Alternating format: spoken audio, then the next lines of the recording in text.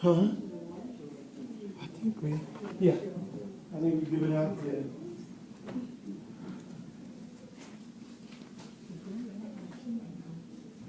17 and 18. Oh, you all got to get one too.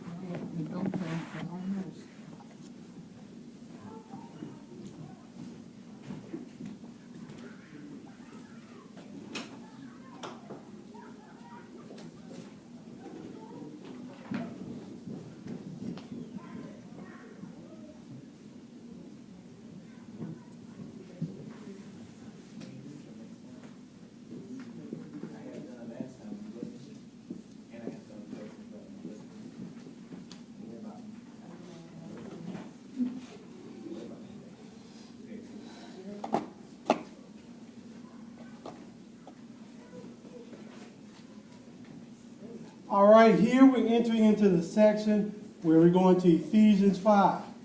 We talked about a Proverbs 31 woman, about all of her attributes. And we were able to point out at least 20 attributes of this woman that was in Proverbs, and how she was and her standards and what was in her, and how her virtue was intrinsic, because it was inside of her. And we talked about how you can't practice this virtue. This has to be something that's in you. This woman, it was in her. Because if you try to practice it and think that you can practice it long enough to where you can get it, you're going to become frustrated, angry, you're going to give up with all the things that she did. But see, she understood from the very beginning. And this is what Lemuel's mother was trying to get him to see. You need a woman like this. Huh? Oh, yeah. Oh, yeah, we got you. I'm getting good at this now. Pastor, excuse me. Mm-hmm. We got a house full back there. We don't have a teacher back there. Really? Who's supposed to be on the cycle to teach at this time? In there, I thought y'all had a cycle of teaching.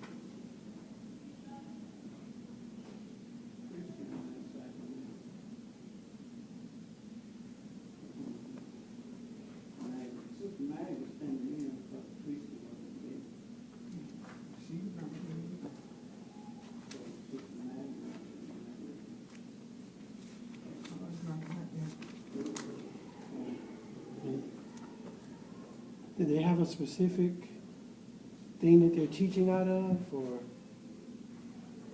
are they just? Yeah,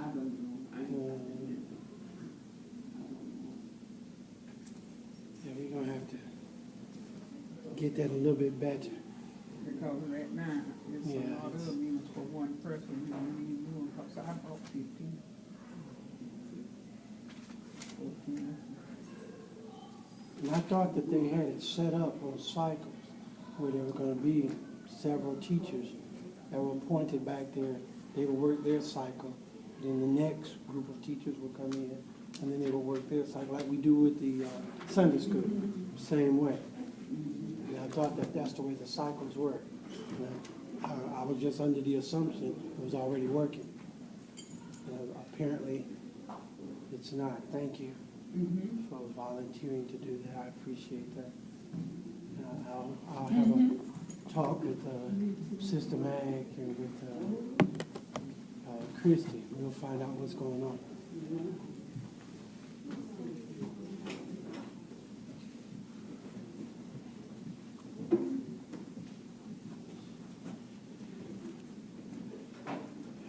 All right, so we finished talking about this lady and about the things that God had done for her and the attributes. Thank you, sir. I appreciate that.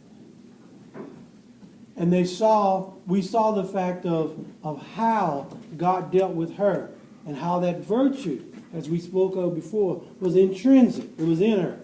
And Lemuel was told by his mom the type of person he needed to be in order to find this woman.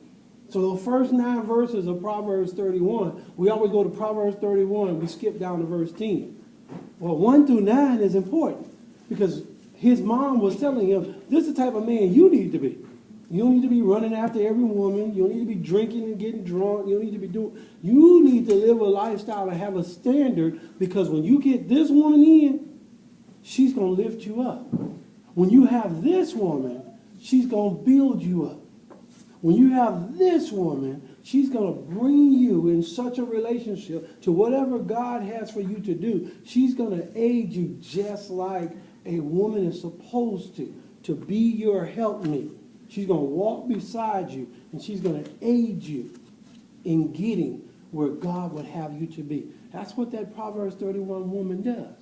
But that Proverbs 31 woman can't have any kind of man, because he'll kill her.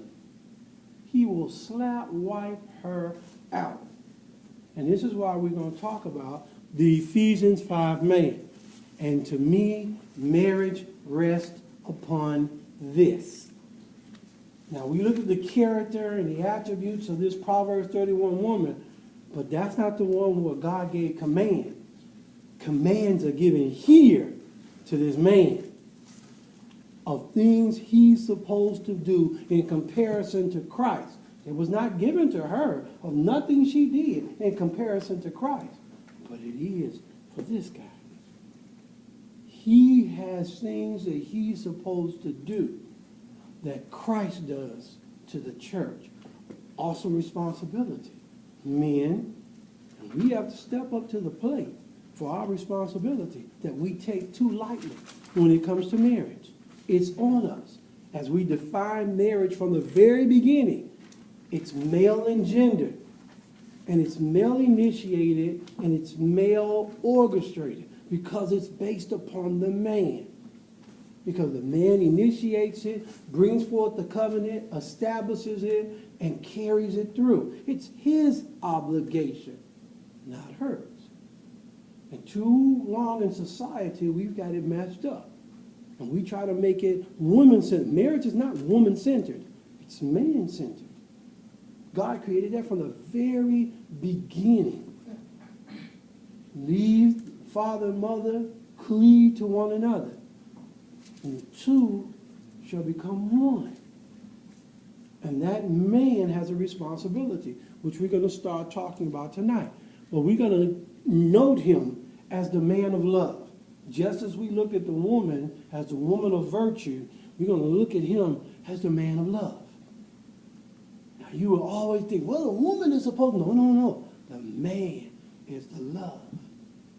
The man is the love. And you got to understand the type of love, because we've talked about different types of love. And we're not talking about eros. We're not talking about phileo. We're talking about agape. Strictly agape. Because you got to understand what you're supposed to be doing as a man. You have an agape responsibility to your wife. I did not say to your girlfriend. I did not say to your fiancé. I said you have an agape responsibility, men, husbands, to your wife. Look in Ephesians 5, starting at verse 22. This man of love. But we're going to start out with somebody else. 5 and 22. Wives, submit yourselves unto your own husbands as unto the Lord.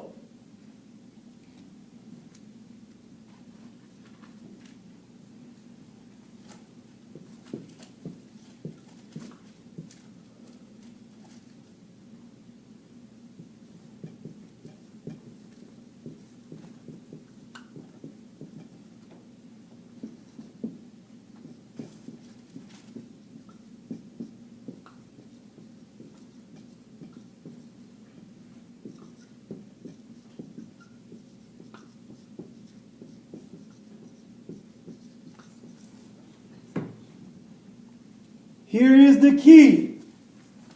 Wives, you submit yourselves, and that word submission